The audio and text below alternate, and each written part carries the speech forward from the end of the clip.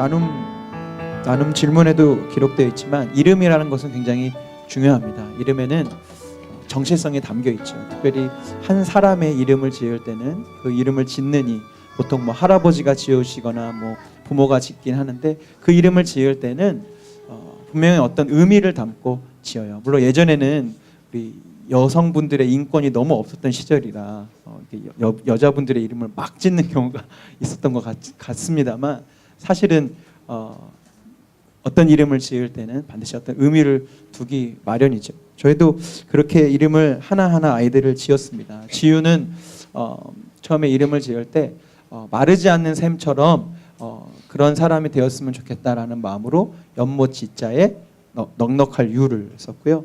지찬이를 이제 또 갖게 됐을 때는 찬양의 연못이 됐으면 좋겠다 해서 지찬이, 그리고 지안이는 평강의 또 연못이 되었으면 좋겠다 해서 지안이, 그래서 이름을 짓습니다. 그래서 아이들을 이름을 부르고 또 아이들을 위해서 기도할 때마다 제가 많은 기도 제목들이 있을 수 있겠지만 늘 이름을 기억하면서 하나님, 이 아이들이 이 이름에 맞게 자라나게 하시고 이 이름에 맞는 사람이 되게 해주세요라는 기도를 하게 돼요. 그만큼 이름에는 그 사람의 기대와 어떤 그런 의미들이 담겨져 있습니다. 지난 한 주간 제가 다니엘 말씀을 묵상하면서 특별히 이 이름에 대해서 다시 한번 묵상하게 됐어요. 여러분들 우리가 다 함께 지금 GT로 묵상하고 있기 때문에 자세한 설명은 따로 드리지는 않겠습니다. 다니엘과 그의 친구들이 또 다른 많은 이스라엘의 총명한 소년들과 함께 포로로 끌려왔습니다. 그리고 포로로 끌려온 것뿐만 아니라 이제 바벨론 사람으로 바벨론식으로 살아가야 하고 바벨론의 어떤 그런 신하가 되어야 되기 때문에 그들을 끌고만 오는 것이 아니라 무엇을 바꿨죠? 이름을 바꿉니다. 다니엘의 초반에 보면 그들의 이름이 하나하나 바뀌는 것들이 보여지게 돼요. 다니엘이라는 원래의 이스라엘의 이름은 하나님만이 나의 심판자가 되신다라는 뜻의 다니엘이었습니다. 그런데 느부갓네살 왕은 이 다니엘의 이름을 벨드사살, 자신들의 바벨론에 있는 우상의 이름을 갖다가 벨드사살이라는 이름을 만들어요. 그런데 재밌는 것은 말씀이 계속 진행되는데 성경이 다니엘의 이름을 다니엘로 표현했으면 그냥 성경을 쓴 사람은 이스라엘 사람이니까 이해가 되겠는데 성경을 여러분 자세히 보시면 바벨론 왕궁에 있었던 신하들이나 다른 그런 사람들, 또 심지어 그의 왕들까지도 다니엘을 자기네들이 그 이름을 붙였으면서, 말하자면 미국으로 데려갔으면 미국식 이름을 불러야 되잖아요. 그 조정 안에서. 근데 거기서 벨드사살이라고 명칭된 다니엘을 불러서 다니엘아라고 하고 얘기를 해요. 그러니까 이 사람들도 다니엘을 벨드사살이라고 부르지 않고 무엇이라고 부르고 있는 거예요? 다니엘로 부르고 있는 겁니다. 제가 그 장면들을 묵상하면서 생각하게 됐어요.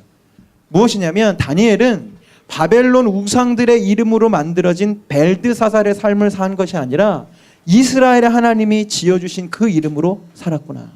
우상의 땅 한가운데서 자기의 이름을 지킨 겁니다. 벨드사살로 살아갈 수 있는 너무나도 윤택하고 평안한 환경 속에서 그가 그의 그 이름을 택하고 바벨론의 한 사람으로서 포로로 끌려왔던 자신의 유대인의 신분이나 유대 사람으로서의 정체성을 내려놓았으면 더 편하게 잘 되어질 수도 있는 상황에서 그는 벨드사살이라는 좋고 편안하고 안락한 이름을 취하지 않고 늘 왕 앞에 설 때든지 다른 신하들 앞에 설 때든지 누구 앞에 설 때든지 이스라엘 사람, 하나님의 사람, 하나님만이 심판자가 되신다는 그 이름의 다니엘로 세상 앞에 섰던 것입니다. 사랑하는 여러분, 오늘 결론부터 말씀드리면 여러분들은 벨드사살이 아닙니다. 아멘.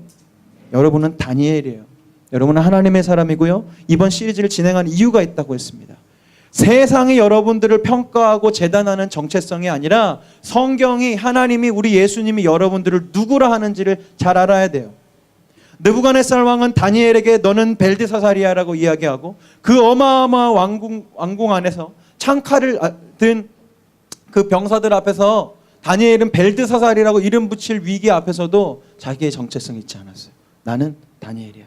나는 우리 부모님이 여호와 하나님의 이름으로 지어준 그 이름이 있어. 잊지 말아야지. 그리고 사람들 앞에 설 때마다 나 다니엘은 아마 그렇게 고백했을 거예요. 그 정체성이 오늘 여러분들에게 다시 한번 회복되었으면 좋겠습니다. 오늘 세 번째 우리의 정체성은 무엇이냐? 여러분들 이미 잘 알고 계시는 빛과 소금입니다. 예수님이 아예 대놓고 얘기하셨어요. 어떤 비유도 아닙니다. 너희들은 빛처럼 살아라, 소금처럼 살아라가 아니에요. 너희는 빛과 소금이다 라고 정의를 버리신 겁니다. 계속 반복해서 말씀을 드리지만 자기의 정체성을 잃은 존재는 비참해요. 오늘 여러분들이 읽으신 본문에 그 비참함이 나타나 있습니다. 오늘 우리가 읽은 본문에서 예수님은 맛을 잃은 소금에 대해서 말씀해 주셨습니다. 소금의 정체성은 뭐죠? 짠 거예요. 우리나라 말은 소금 너무 이름이 예쁜 것 같아요. 소금. 근데 영어는 salt죠. 네. 짜다는 게 뭡니까, 영어 선생님? salty입니다. 맞죠? 아닌가? 네. salty. 짠 거예요. 짠 거. salt에서 salty가 빠지면 salt가 아닌 겁니다. 이해되세요? 소금은 짜야죠. 다른 정체성이 필요 없어요. 소금이 달 필요도 없고 소금이 맛있을 필요도 없고 소금이 빛날 필요도 없습니다. 소금은 짜면 그만입니다. 근데 오늘 말씀에서 예수님 말씀하세요. 소금이 맛을 잃으면 그건 쓸모가 없어. 밖에 버려. 그러면 사람들이 지나가다 밟을 거야 라고 얘기를 하세요. 여러분, 지난 한 달간 몇 달 동안 우리 일그러진 복음 시리즈를 나누었습니다. 가만히 생각해 보십시오. 누가 복음을 일그러뜨립니까? 넌 크리스천이 복음을 일그러뜨리나요? 아니죠. 그들은 복음을 일그러뜨리지 못합니다. 왜냐하면 복음을 받은 적이 없기 때문에, 아직 예수님을 모르기 때문에. 누가 복음을 일그러뜨립니까?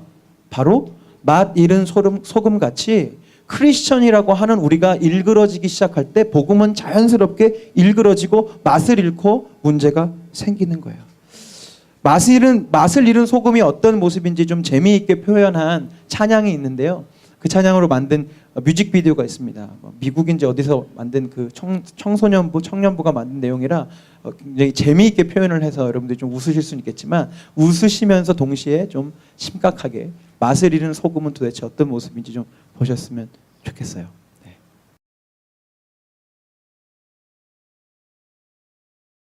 뜸뜸 베이듬뜸 베이듬뜸 베이듬뜸 베이듬뜸 베이듬뜸 베이듬뜸 베이듬뜸 베이듬뜸 베이듬뜸 베이듬뜸 베이듬뜸 베이듬뜸 베이듬뜸 베이듬뜸 드라마 끝까지 보다 지강이외 스포츠 중계 보러 일찍귀가 다음 주는 바캉스를 떠나오니 오주요 해변으로 임하소서. 장로님의 기도 때는 만점 보충, 목사님의 설교 때는 설교 비판. 하지만 축도는 말아야지. 반응 끝나자마자 서둘러 퇴장. 내가 믿게 편한 방식으로 자기를 위한 예수님을 만들어내고 마음에 드는 말씀 골라 자기에게 이롭도록 해석하지. 내가 믿기 편한 방식으로 나를 위한 예수님을 만들어내니 십자가에 못 박히신 예수님은 없네. 세상의 소금이 되어 썩지 않아야 하건대 이처럼 맛을 잃은 소금이 되었으니 성가대가 노래하면 실력평가 안 가져온 금 찾아 뒤적뒤적 밥 먹을 땐 누가 볼까 눈만 껌뻑 술 마시고 담배 필 땐 무신는 자 목사님이 몰라준다 투덜투덜 보기 싫은 사람 있어 교회 바꿔 그래도 헌금은 꼬박꼬박 왜냐 봉사하면 그 대가로 복 받을 테니 내가 믿기 편한 방식으로 자기를 위한 예수님을 만들어내고 마음에 드는 말씀 골라 자기에게 이롭도록 해석하지. 내가 믿기 편한 방식으로 나를 위한 예수님을 만들어내니 십자가에 못 박히신 예수님은 없네. 세상의 소금이 되어 썩지 않아야 하건대 이처럼 맛을 잃은 소금이 되었으니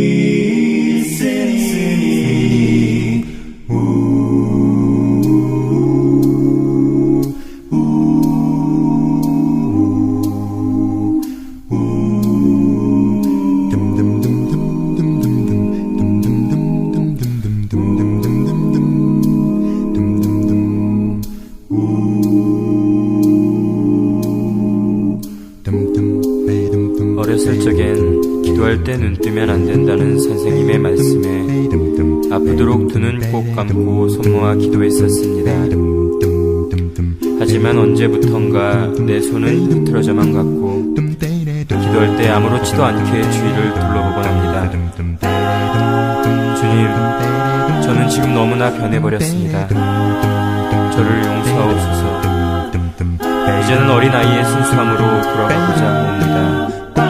주여 맛을 잃은 소금처럼 버림받아 지울게 두렵사오니 이제라도 주님 앞에 모든 것을 회개하고 자복합니다.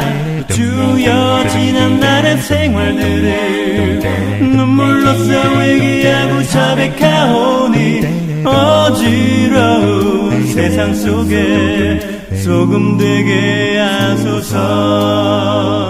주여 맛을 잃은 소금처럼 버림받아 지울게 두렵사오니 이제라도 주님 앞에 모든 것을 회개하고 자복합니다. 주여 지난 날의 생활들을 눈물로써 회개하고 자백하오니 주여 맛을 잃은 소금처럼 버림받아 지울게 두렵사오니 이제라도 주님 앞에 모든 것을 회개하고 자복합니다.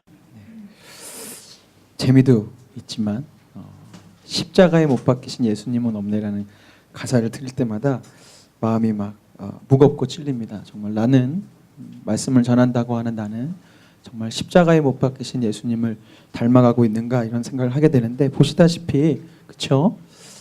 복은 받아야 되기 때문에 축도는 받고 헌금은 내고 마음에 드는 말씀을 골라서 물질 축복 이런 말씀은 받고 헌신 희생 용서 그런 말씀은 받아들이지 않고 모양은 소금의 모습이지만 그 안에 본질과 정체성을 잃어버린 오늘날의 성도들의 모습이 저 뮤직비디오에 저 찬양 속에 풍자적으로 담겨져 있습니다. 과연 여러분에게는 빛과 소금이 된다는 것은 어떤 의미입니까? 뭐 여러 가지로 묵상하고 설명할 수 있겠죠. 지난 한 주간 저희 교단 부흥회에 잠깐 참석했는데 거기 오신 목사님이 마침 빛과 소금에 대한 이야기를 하시더군요. 그래서 소금에 대한 이야기를 하시면서 크리스천에게서 맛이 나야 된다. 그 사람을 통해 살 맛이 나야 되고 일할 맛이 돼서 이런 식으로 이제 풀어가기도 하셨는데 저는 오늘 그런 구체적인 빛이 무엇인지 소금이 무엇인지에 대해서 나누기보다 보다 큰 개념으로서 빛과 소금이 되는 것이 과연 무엇일까? 그것을 좀 여러분과 나누려고 해요. 오늘 여러분과 본문을 13절에서 20절까지로 이렇게 길게 읽었는데 이 본문은 두 부분으로 나눌 수 있습니다. 첫 번째 부분은 13절에서 16절까지예요. 핵심은 무엇이냐? 소금이 되어라, 빛이 되어라 라고 말씀하십니다. 그리고 그 말씀에 이어서 예수님은 17절부터 20절까지 율법을 행하는 것에 대해서 율법을 완성하는 것에 대해서 계속해서 이야기하세요. 첫 번째 부분의 마무리는 이렇게 되어 있습니다. 5장 16절 이와 같이 너희 빛을 사람에게 비추어서 그들이 너희의 착한 행실을 보게 해라 라고 되어 있고요. 두 번째 부분에서의 그 마지막 부분인 5장 20절은 너희의 의가 율법학자들과 바리새파 사람들의 의보다 낫지 않으면 너희는 하늘나라에 들어가지 못할 것이다 라고 마무리를 짓습니다. 결국 첫 번째 부분 파트 A와 파트 B 그 두 개를 종합해보면 무엇이냐? 빛과 소금이 된다는 것은 분명 어떠한 행실이나 행함과 관련이 되어 있다는 것을 알 수 있어요. 지금 보다 큰 개념으로 제가 접근한다고 했습니다. 빛이 어떤 빛이고 소금이 이게 아니고요. 빛과 소금이 된다는 건 일단은 무엇이냐면 그것은 어떤 개념이 아니고 행실과 행함과 관련이 되어 있다는 겁니다. 그런데 이 행함과 관해서 주님은 다른 많은 설명의 대상을 붙이실 수 있음에도 불구하고 여러분들이 읽으신 본문에서 누구를 등장시키고 있습니까? 바리새인을 등장시키고 있습니다. 오늘 본문 20절과 비슷한 맥락의 말씀을 마태복음 23장에서 다시 발견할 수 있는데요. 이런 말씀입니다. 율법학자들과 바리새파 사람들은 모세의 자리에 앉은 사람들이다. 그러므로 그들이 너희에게 말하는 것은 무엇이든지 다 행하고 지켜라. 그러나 그들의 행실은 따르지 말아라. 그들은 말만 하고 행하지는 않는다. 이 말씀을 다시 정리하면 첫 번째 무엇이냐? 예수님은 바리새인들이 말하는 율법의 내용들을 철저히 다 행하고 지키라는 말씀을 첫 번째 하시고요. 두 번째는 동시에 뭐라고 말씀하시냐면 바리새인들의 행실이 있다는 거예요. 그것은 무엇이냐면 말만 하고 행하지 않는다고 그것을 따르지 말라고 말씀하세요. 보통 그래서 우리는 바리새인 하면 그저 말만 하고 행동하지 않는 그런 오늘날의 무수한 교회 다니는 사람들의 어떤 그런 전형적인 모습처럼 생각하기 쉽습니다만 여러분들이 바리새인에 대해서 조금 더 공부하고 연구하고 찾아보면 쉽게 우리가 그렇게 그들을 말만 하는 사람들이라고 호칭을 붙일 수 없다는 것을 발견합니다. 사실 바리새인들은 행함의 사람들이었습니다. 그들은 말만 하는 그런 사이비들이 아니었어요. 오늘날 교회에서 그냥 말만 하고 아무것도 안 하는 그런 사람들하고는 조금 차원이 다른 분들입니다. 첫 번째 근거가 있는데요. 바리새인이 되려면 입회 조건이 있습니다. 이것을 평생토록 지켜야 하는데 보여주시죠. 첫 번째 조건은 무엇이냐? 회원이 아닌 사람과는 식사할 수 없습니다. 바리새인이 아닌 사람하고는 같이 밥을 먹을 수 없어요. 두 번째 규칙은 무엇이냐? 회원이 아닌 제사장에게는 11조를 내지 않습니다. 즉 회원인 제사장에 있는 교회만 간다는 뜻이죠. 세 번째는 일주일에 2번씩 금식해요. 월요일과 목요일. 근데 이런 금식은 통째로 하는 금식입니다. 여러분 이 세 가지 조건들은 다 행함과 연결이 되어 있어요. 내가 생각으로만 저 사람하고 밥 먹지 말아야지가 아니라고요. 실제로 나의 거룩함을 드러내기 위해서 바리새인들, 하나님의 말씀을 지키기로 다짐한 사람들하고만 밥을 먹겠다라고 행동을 펼친 겁니다. 두 번째 규칙 11조 얘기했죠. 성경의 23장을 보면 이들이 얼마나 철저한 11조를 했는지 예수님이 얘기를 하시는데 회향과 근채와 박하의 11조까지 드렸다고 기록되어 있어요. 제가 찾아봤습니다. 왜냐하면 박하 빼고는 아는 게 없어요. 회향과 근채가 뭔지 도저히 모르겠는데 제가 본 자료에서도 그것에 대해서는 자세히 설명을 안 해주고 이런 것들이 무엇인지에 대해서 알려주더라고요. 이 회향, 근채, 박하는요 뭐 감자나 무슨 고구마처럼 처음 이렇게 걷어들인 게 아니고 걷어들인 것을 2차적으로 가공한 그런 제품들이라고 설명을 하더라고요. 그러니까 가공을 해야 회향과 근채와 박하의 어떤 상품이 되어지는 거예요. 그래서 이거에 11조까지 내었다는 것은 무엇이냐면 예를 들면 이런 겁니다. 한 바리새인이 자기 밭에서 밭이 있는지 없는지 모르겠지만 예를 드는 거예요.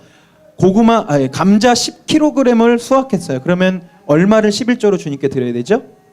감자 1kg를 드리면 돼요. 그러면 이 사람이 수확한 감자에 대해서 사실 뭐 11조를 의무로 할 수는 없지만 뭐 이 사람들은 워낙 의무를 지키시는 분들이니까 의무를 다 한 거죠.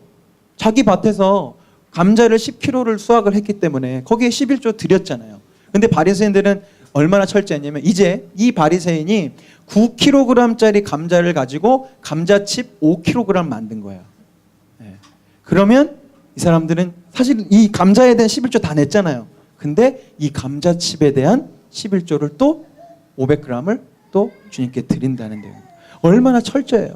이미 드린 자기의 의무에서 또 발생되어진 어떤 다른 일들에 대해 계속해서 하나님 앞에 11조를 드렸다는 겁니다. 굉장히 철저했어요. 금식도 일주일에 2번씩 그것도 통째로. 여러분들 보통 우리 이제 어디 선교 가거나 우리 청년들 가기 전에 릴레이 금식하면 제일 먼저 어디 신청합니까? 아침에 신청하죠. 원래 굽는 거 원래 굽는 거 괜히 거기 금식 자리에 릴레이 금식하고 막 다이어트주인 자매들 원래 안 먹으면서 저녁에 막 자기 한다고 하고 그런 한 끼 그냥 이렇게 굶고 넘어가는 금식 아니고요. 통째로 이틀이나 하루도 아니고. 또 성경을 보면 바리새인들은요. 경문곽 무슨 뜻이냐면 율법 두루마리가 들어있는 상자를 이마나 손목에 메고 다녀요. 얼마나 웃겨요. 말씀 상자를 이마에 메고 다녀요. 여러분 이게 생각입니까? 관념입니까? 행동이죠. 보여주는 거예요. 나는 말씀을 머리에 내 손목에 메고 다녀. 난 말씀을 가지고 다니는 사람이야 라고 얘기했어요. 또 그들은 선지자들과 의인들의 기념비를 세웁니다. 자기 돈으로 자기 열정으로 구약의 선지자들과 믿음의 조상들 의인들을 위해 기념비를 세워요. 헌신하고 희생합니다. 누가 시키지도 않았는데 그 일들을 하는 거예요. 여러분들 얼마나 이 사람들이 행함에 있어서 철저했고 헌신했고 그랬습니까? 그런데 그런 그들을 두고 예수님은 뭐라고 말씀하셨어요? 이들은 말만 하지 행하지 않는다. 한번 고민해 봐야 돼요. 가만 보면 바리새인들은 엄청나게 행하고 있고 말만 하지 않았어요. 그들은 말만 금식하고 막 먹어내는 그런 가짜 사이비가 아니었다고요.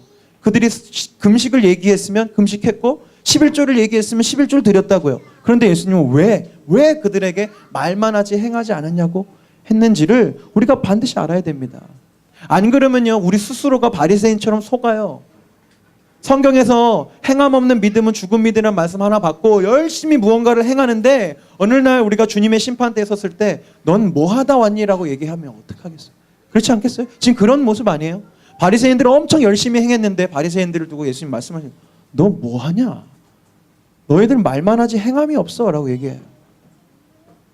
여러분 공부 잘하는 학생이 어떤 학생이냐면 선생님이 무슨 문제를 낼지 아는 사람이 공부를 잘합니다. 그렇죠? 여러분들 다 그런 지금까지 설교 중에 가장 싸늘한 반응이 네. 아무튼 그렇대요. 공부 잘하는 친구들은 선생님이 무엇을 낼지에 대해서 여러분 우리 예수님 우리 선생님이 낼 문제가 뭔지를 알아야 우리가 맞추죠. 그렇죠? 주님이 원하시는 행함이 뭔지를 알아야 하나를 행하더라도 100점 맞을 행함을 해야지 열심히 해놓고서 빵점 맞으면 어떡해요 여러분. 그 말씀을 이제 잠깐 드리려고 합니다. 도대체 우리가 주님이 원하시는 행함 그렇다면 무엇일까? 맨날 바리새인들이 열심으로 행해도 그것은 행함으로 쳐주지 않으시는 주님 앞에서 마태복음 7장 21절에 이렇게 되어 있습니다. 나더러 주여 주여 하는 자마다 다 천국에 들어갈 것이 아니요 다만 하늘에 계신 내 아버지의 뜻대로 행하는 자에 들어가리라. 물론 잘 아시는 말씀이지만 이 말씀을 지금 율법학자들과 바리새인들에게 하시는 거거든요. 그렇다면 예수님과 바리새인 사이에서는 동등하게 알고 있는 하나의 진리가 있어요. 아버지의 뜻. 그것은 레위기 19장 18절 말씀입니다. 내 이웃을 내 몸과 같이 사랑하라. 이것은 신약의 말씀이 아니고요. 구약의 말씀이에요. 다음 주에 더 상세히 설명해 드리겠지만 이건 이미 바리새인들이 알고 있는 말씀이에요. 아버지의 뜻이 뭐예요? 내 이웃을 내 몸과 같이 사랑하라. 이것은 예수님의 복음이 아니고요. 이미 하나님께서 당신의 백성에게 주셨던 당신의 뜻이었다고요. 그런데 바리새인들의 행함은 무엇입니까? 그저 개인적인 거룩과 정결이었어요. 그러나 성경 전체를 꿰뚫는 행함은 무엇이냐면 이웃 사랑과 서로 사랑입니다. 보십시오. 근거 첫 번째 많은 근거가 있지만 10계명 중에서 사람들과의 관계를 말한 게 몇 프로죠? 60%입니다. 10개의 계명 중에 6가지는 다 사람과 관련된 일이에요. 선지서들 우상 숭배를 하지 말라는 메시지와 동시에 사회 정의와 공평과 하나님의 법이 회복되어져야 된다는 것을 선지자들은 계속해서 이야기하고 있습니다. 그저 하나님만 잘 믿고 바알과 아세라를 찍어버려라는 말씀으로 멈추지 않고 그 일과 동시에 너희가 다시 하나님을 주인으로 모셔서 너희 삶에 공의가 물처럼 흐르게 하라는 말씀들을 성경, 구약은 계속해서 하고 있는 거예요. 그러나 이 시대의 함정은 무엇이냐면 믿음이란 어떤 것으로 국한시키느냐? 개인적인 거룩과 정결과 예의 바른 태도와 어떤 그런 자세를 갖는 것으로 국한을 시킨다는 겁니다. 보십시오. 교회 열심히 다니고 거짓말 안 하고 헌금 잘 내고 목회자에게 순종적이고 도덕적이고 윤리를 잘 지키는 사람, 우린 그런 사람 어떤 사람이에요? 좋은 그리스도인이라고 얘기해요. 믿음이 좋은 사람, 열심히 있는 사람, 괜찮은 사람, 교회의 직분을 맡아도 될 사람이라고 얘기합니다. 그러나 여러분 아닙니다. 이것만 잘 지키면 교회를 비롯한 세상에서 좋은 사람으로 비춰질 수 있지만 성경적으로 보면 바리새인과 다를 바가 없어요. 착한 일을 하지 말라는 얘기가 아닙니다. 도덕적이고 윤리적인 삶을 버리라는 이야기가 아니에요. 그런데 우리는 속고 있다는 겁니다. 개인적으로 착하게, 개인적으로 도덕적으로, 개인적으로 윤리적인 삶을 살면 괜찮아. 그것으로 믿음이 충분해라고 얘기하지만 주님이 원하시는 진짜 믿음은 아버지의 뜻, 즉 이웃을 내 몸과 같이 사랑하는 그 사랑으로 연결되어야 합니다. 이 복음은 다시 신약에 넘어가서 여러 가지 구절들로 우리에게 도전되어졌는데요. 첫 번째 근거 에베소서 4장 1절 말씀. 우리가 저와 함께 에베소서 성경 공부하신 분들은 한번 들으셨던 내용입니다. 그러므로 주님 안에서 갇힌 몸이 된 내가 여러분에게 권합니다. 여러분은 부르심을 받았으니 그 부르심에 합당하게 살아가십시오. 제가 밑줄을 권았는데요. 여기에 3가지 개념이 있어요. 부르심, 합당하게 살아라. 근데 이 합당하게라는 단어가 헬라어로는 악시오스라는 단어입니다. 악시오스. 이 또 원뜻은 평형 저울, 균형 저울이 돼요. 그래서 이 바울이 글을 쓰는데 어떤 거냐면 부르심과 너희들의 삶이 균형을 맞춰야 된다는 거예요. 이 부르심은 여러분들이 이제 죄인에서 의인이 되었고 하나님의 자녀가 되었고 성령을 받았다는 그런 선물에 대한 내용이 부르심이었고요. 이 행함은 이제 에베소서 4장에서부터 쭉 이웃을 사랑하는 거, 남편을 사랑하고 종을 사랑하고 주인을 사랑하고 부모를 사랑하고 자녀를 사랑하는 그 사랑에 대한 이야기로 쭉 진행이 돼요. 즉 무엇입니까? 여러분들의 믿음과 무엇이 사랑이 균형을 맞아야 그것이 온전한 그리스도인이라는 거죠. 믿음만 많아요. 내가 하나님 앞에 의인이 되고 하나님의 자녀가 된 것을 찬양하는 것은 무게가 100kg인데 그거에 맞춰서 내 사랑의 무게가 100kg이 되지 않고 한 3g 정도 되어 있으면 우리는 이 100kg만 보고 믿음이 좋다고 얘기하지만 하나님은 이 균형을 보신다고요. 믿음만큼 사랑으로 행하고 있느냐. 야고보서 2장 말씀, 여러분 잘 아시는 말씀입니다. 나의 형제자매 여러분, 누가 믿음이 있다고 말하면서 행함이 없으면 무슨 소용이 있겠습니까? 그런 믿음이 그를 구원할 수 있겠습니까? 어떤 형제나 자매가 헐벗고 그날 먹을 것조차 없는데 여러분 가운데서 누가 그에게 말하기를 평안히 가서 몸을 따뜻하게 하고 배부르게 먹으십시오 하면서 말만 하고 몸에 필요한 것들을 주지 않는다면 무슨 소용이 있겠습니까? 이와 같이 믿음의 행함이 따르지 않으면 그 자체만으로 죽은 것입니다. 여기서의 행함은 무엇입니까? 말씀 외우라는 겁니까? 11조 드리라는 겁니까? 지금 뭐 법칙을 지키라는 겁니까? 아니죠. 만일 형제나 자매가 헐벗고 힘들면 가서 도와주라. 그것이 성경이 원하는 믿음과 결부된 행함이라는 거예요. 또 바울은 로마서에서 이렇게 얘기합니다. 간음하지 말아라, 살인하지 말아라, 도둑질하지 말아라, 탐내지 말아라 한 것과 그 외에 다른 계명이 있을지라도 내 이웃을 내 자신과 같이 사랑하라 하신 그 말씀 가운데 다 들었느니라. 사랑은 이웃에게 악을 행하지 아니하나니 그러므로 사랑은 율법의 완성이니라. 아멘. 무엇이 율법의 완성이라고요? 사랑. 여러분 너무나 많이 듣고 있는 개념이고 이미 안다고 하는 개념이지만 다시 한번 생각해 보십시오. 지난 한 주간의 삶에서 여러분의 행함 속에 사랑은 얼마나 몇 그램이나 여러분의 삶에 담겨졌습니까? 제 아무리 우리가 주님 앞에서 개인적으로 성실하게 정결하게 무슨 어떠한 삶을 살았다 할지라도 내 삶에 사랑이 없으면 주님이 평가하시는 것은 거기에 있어요. 또 오해하는 사람들이 있습니다. 그러면 사랑만 열심히 하면 난 개인적으로 막 살아도 되겠네요. 그렇지 않습니다, 여러분. 그건 착각입니다. 그건 교만입니다. 내 앞에 하나님 앞에서 내가 온전하게 정결하게 주님 앞에서 준비되지 않으면 나는 주님이 주신 그 사랑을 할 수가 없는. 그러니까 이것이 한 몸처럼 병행되는 거예요. 개인적인 믿음과 내가 삶 속에서 사랑을 베푸는 것이 연결되어질 수밖에 없는 것이죠. 즉 다시 오늘 우리의 본문으로 돌아오면 주님이 원하시는 빛과 소금의 행함이란 무엇이냐. 그 말씀만 그냥 단순히 읽으면 너의 착한 행실을 보고 하나님께 영광 들어. 그럼 착하게만 살면 되겠구나. 아닙니다. 여기서 말하는 하나님이 원하시는 착한 행실 쭉 이어서 설명하시면서 바리새인들이 말하는 그 의, 그거 지키지 않으면 너네는 하늘나라 상관이 없어라고 하신 그 의는 무엇이냐? 그 율법에 담겨져 있는 의, 하나님의 뜻은 무엇이냐? 바로 사랑이라는 겁니다. 사랑의 행함이 필요한 거예요. 단순히 착하고 좋은 게 좋은 그런 사랑을 말하는 것이 아니라는 겁니다. 보십시오.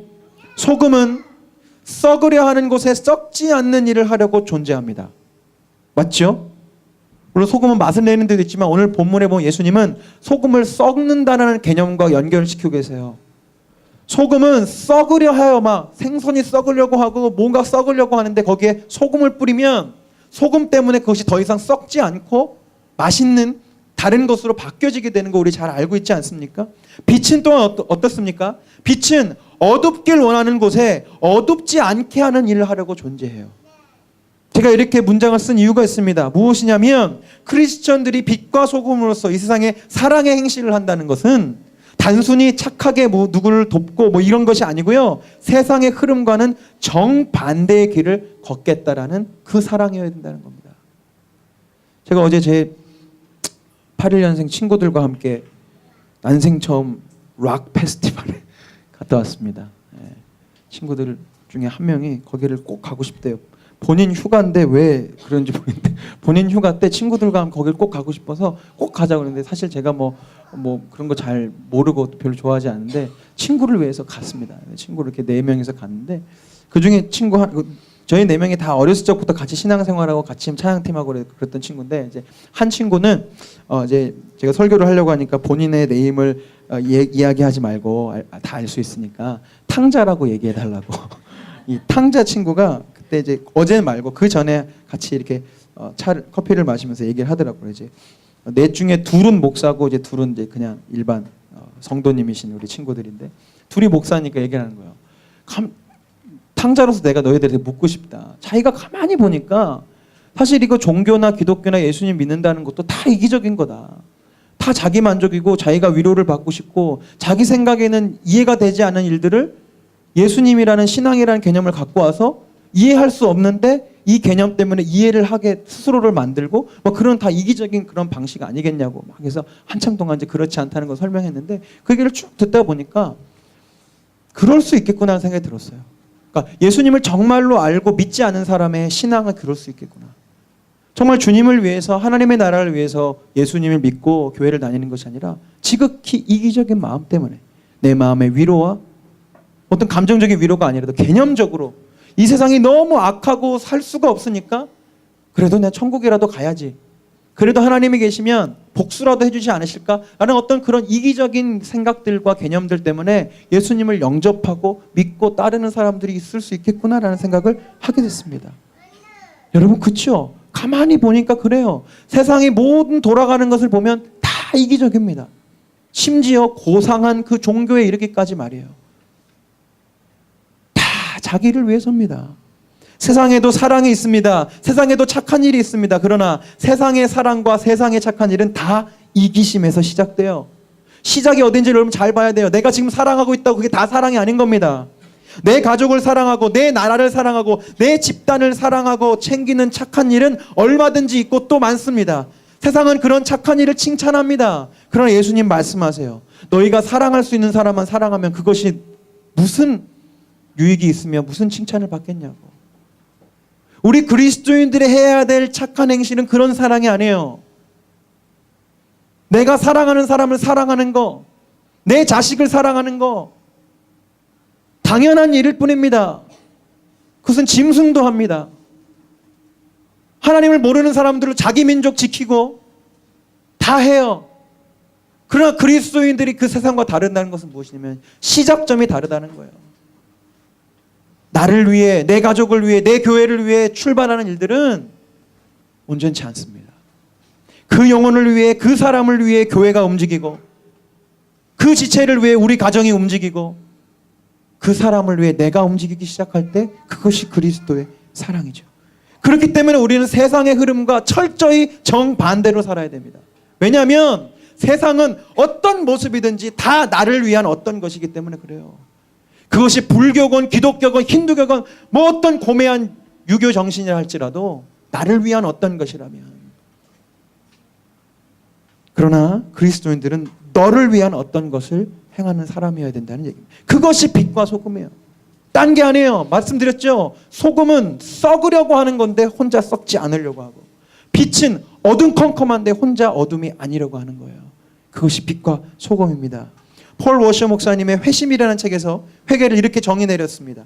신약 성경에서 회개하다라는 표현은 인식하다, 이해하다라는 뜻을 뜻하는 동사와 변화를 뜻하는 전치사로 이루어진 헬라어 동사입니다. 즉 회개는 사물에 대한 의식이나 현실 인식이 어떻게 변화해요? 획기적으로 변화하는 것을 의미합니다. 이미 우리 아름다운 주님의 교회는 회개의 바른 의미에 대해서 잘 알고 계실 줄로 제가 믿습니다. 회개는 단순히 주님 앞에서 아까 우리 봤던 우리 저 학생처럼 눈물 철철 흘리며 기도하는 것이 회개가 아니에요. 저건 회개하는 시작의 모습일 뿐이죠. 눈물로 회개하고 내 죄를 고백하고 잘못됐어요 얘기하는 것은 회개의 시작일 뿐입니다. 그런데 우리는 회개를 잘못 배워왔죠. 그것이 회개라고. 내가 잘못한 거 주님 앞에 고백해. 하나님, 내가 거짓말했어요. 내가 그 사람 미워했어요. 얘기해요. 그 회개했다고 생각해요. 나 용서받았다고 생각해요. 천만의 말씀. 그건 회개가 아닙니다. 그냥 죄를 자백한 것이, 죄를 인정한 거지. 진정한 회개는 미워했던 사람이 죄를 자백함으로 어떻게 해요? 돌아서서 내가 미워했던 그 사람을 사랑하는 삶으로 가고, 훔쳤던 사람은 그 삶을 돌이켜서 이제는 내 것을 나눠주는 삶을 살아갈 때 그 사람은 회개했구나 라고 이야기하는 것입니다.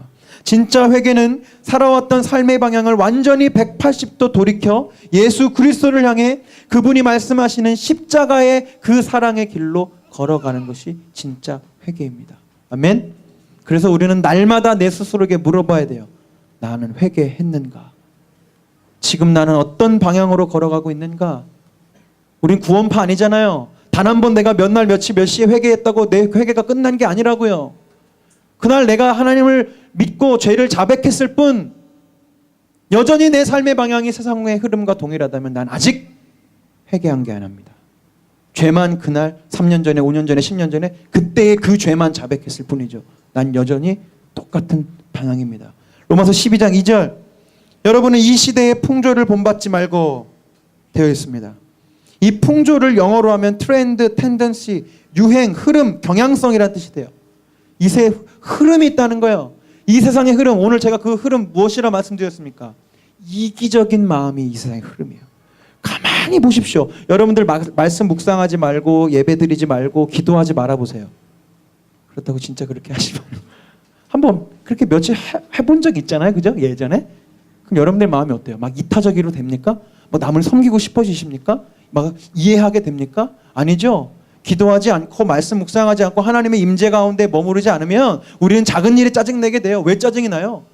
날 건드렸으니까 짜증나죠.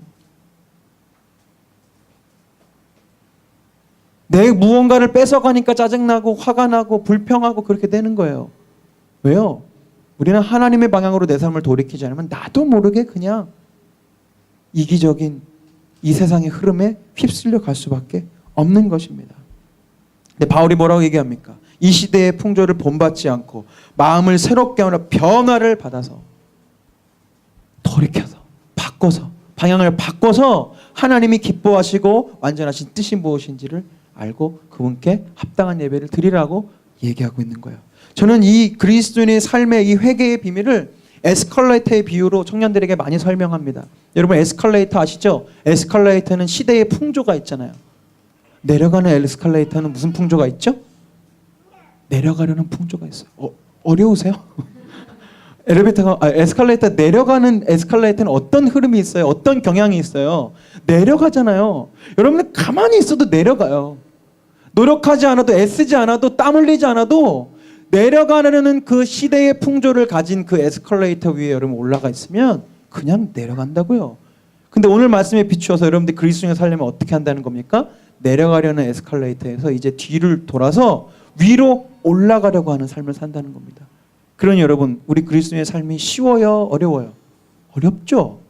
에스컬레이터는 날 자꾸 밑으로 내리려고 하는데 나는 다시 올라가야 돼요. 런닝머신 하듯이 계속 올라가야 합니다. 얼마나 힘들겠어요. 그리고 혼자만 힘든 것도 힘든데 이제 사람들이 뭐라고 하죠. 한번 여러분들 한번 실험해 보세요. 이제 오늘 주일이니까 백화점 같은 데 가셔서 붐비는 시간에 갑자기 뒤로 서서 위로 올라가십시오. 사람들이 이 사람 뭐야? 막 이러고 왜 이래? 막 이렇게 할 거예요.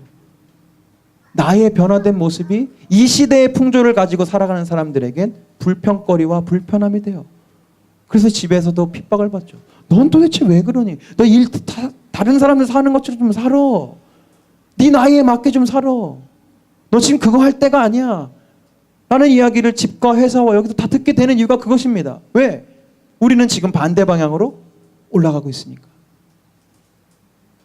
그런데 여러분 중요한 게 있어요. 그냥 물론 에스컬레이터의 비유는 뭐 위로 가도 되고 아래로 가도 되니까 상관없다고 느껴질 수 있겠지만 만약에 예를 들어 보십시다. 엄청나게 긴 에스컬레이터인데 여러분들은 지금 본 거예요. 저 밑에 층에서 지금 불이 났어요. 내려가면 절대 안 돼요. 그걸 봤다고 쳐보세요. 여러분들 사람들이 여러분들을 뭐라고 하고 불편하다고 한다고 한들 여러분들 그냥 내려가시겠습니까? 그리스도는 예의 있어야지. 다른 사람들이 나 때문에 불평하면 안 돼. 그래 그냥 내려가자. 이렇게 하시겠어요? 저 밑에 불이 나고 있는데? 아니죠. 어떻게 해서는 뒤를 돌아서 올라가고 철든 그리스도인들은 혼자만 올라가는 것이 아니라 이제 어떻게 해요? 옆에 있는 사람 끌고 올라가야죠. 저 밑에 불 난다고. 이해 못하는 그 사람들 돌이켜서 같이 올라가고 그것이 그리스도인의 삶이에요. 여러분 아시죠? 연어는 강을 거슬러 올라가면서 자신의 알을 낳습니다. 거슬러 올라가려는 그 노력을 행하지 않는 모든 연어들은 다 죽어요. 자기의 목숨을 바치면서까지 힘차게 강물을 거슬러 올라가는 연어만이 그 다음 생명을 낳을 수 있는 겁니다. 가람자매 말씀을 마무리하겠습니다. 사랑하는 여러분, 여러분은 지금 선택의 기로에 놓여 있어요. 사진 한 장을 보여주십시오. 마지막 사진. 여러분 이스라엘 지리를 좀 아실 텐데 저 윗부분에는 뭐가 있죠? 갈릴리가 있습니다. 갈릴리 호수가 있고 여 밑에는 사해가 있어요. 근데 아시다시피 갈릴리 호수에서 흘러나온 물은 사해를 향해 갑니다. 그 강을 무슨 강이라고 하죠? 요단강이라고 해요. 요단강은 갈릴리 호수 방향에서 즉 북쪽에서 남쪽으로 흘러 내려갑니다. 자, 여러분들을 이제 초대합니다. 여러분들은 이제 이 한 가운데 놓여져 있는 사람입니다. 갈릴리와 사해 한 가운데. 근데 어떤 흐름이 있다고? 요단강은 사해 쪽으로 여러분들을 계속해서 이끌고 가요. 천천히. 여러분들은 어떻게 하시겠어요? 강물은 계속해서 여러분들을 사해 쪽으로 흘러가게 합니다. 세상의 강물은 여러분들을 벨드사살의 이름을 가지고 살아갈 이야기예요. 굳이 힘들게 빛과 소금으로 살 필요가 없다고 계속해서 속삭이고 여러분들 이끌어옵니다. 여러분들도 그것이 편하죠. 가만히 있어도 큰 힘 들이지 않아도 돼요. 내 마음대로 내 느낌대로 내가 원하는 대로 그렇게 살라고 세상은 계속 얘기합니다. 그것이 행복이라고. 많은 것들이 보여줘요. TV를 봐도 영화를 봐도 주인공들은 늘 멋지게 내 마음대로 내 느낌대로 내가 하고자 하는 대로 뜻대로 결국은 다 되게 되어지는 모습들을 자꾸 보여줘요. 그리고 우리한테 계속 속삭입니다. 네 마음대로 살아라. 네 느낌대로 살아라. 네 편한 대로 살아라. 그러나 여러분 그렇게 편한 대로 그냥 마음 가는 대로 넋놓고 있다가 우리 어디로 간다고요? 사해로 가요. 여러분 아시다시피 사해는 물고기가 살 수가 없습니다. 절대로 살 수가 없어요. 마찬가지입니다. 여러분 빛과 소금으로 부름받은 우리가 다니엘이라는 이름 붙여진 우리가 넋 빠지게 세상 흐름 쫓아가며 이기적으로 자기만 자기 가족만 내 것만 사랑하며 살면 우리는 다 영적인 사회에 빠져들어요. 여러분 내 것만 챙기는 거 노력 안 해도 다 돼요. 그건 그냥 요단강에 들어가 있으면 그냥 흘러가는 것처럼 아주 자연스러운 일이에요. 여러분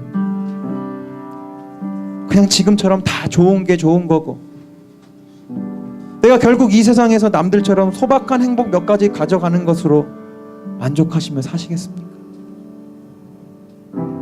돌아서십시오. 돌아서십시오. 아멘. 이건 우리의 선택이기도 하지만 우리의 의무이고요. 사실 선택할 것도 아닙니다. 여러분 살겠어요 죽겠어요 물으면 그게 선택이겠어요? 당연히 살아야죠. 여러분 당연히 갈릴리로 가셔야죠. 예수님 계신 강물의 방향과 반대의 방향으로 힘차게 헤엄치십시오. 썩어져가는 세상 속에서 홀로 썩지 아니하는 소금이 되셔야 합니다. 어두워도 된다고 소리치는 이 세상 한가운데서 하나님의 영광을 그리스도의 사랑을 나타내는 빛이 되셔야 합니다. 그저 조금 착하고 조금 더 성실하고 조금 더 헌신적인 것으로는 충분하지 않아요.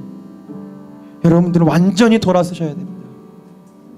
날마다 돌아서셔야 합니다. 우리 연약해서요 오늘 돌아서서 갈릴리로 헤엄치다가 가만 정신 차려보면 또 사해 쪽으로 흘러가고 있는 날 볼 수 있어요.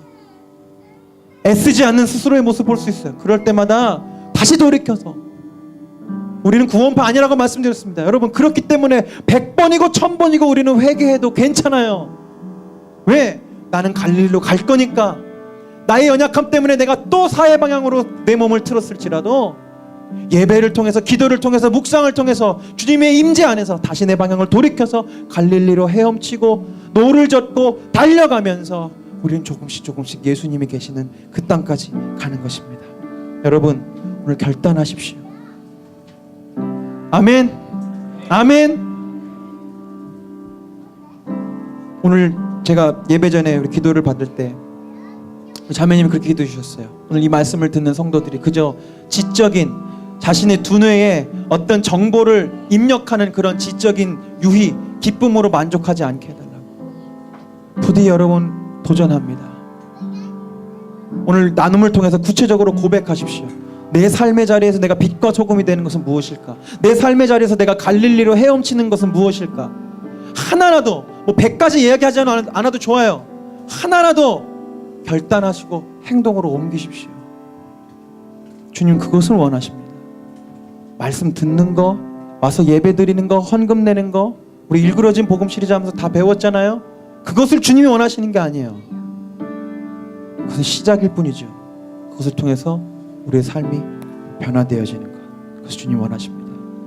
다시 한번 여러분에게 도전합니다. 여러분의 이름은 벨드사살이 아니고 다니엘입니다. 그 이름을 되찾으십시오. 우리 여러분 주보에 있는 찬양 아시는 분은 함께 했으면 좋겠고요. 제가 여러분에게 좀 들려드리고 싶습니다. 주님, 난 지금 사회 가까이에 너무 많이 온 것 같아요. 하나님, 이제 난 늦었어요. 나 틀렸어요. 나 이대로 그냥 흘러 들어갈 것만 같아요 라고 얘기하는 우리에게 고영원 선교사님이 그런 영혼들에게 그 마음을 돌이키라는 마음으로 만들어진 찬양입니다. 함께 고백하고 싶습니다.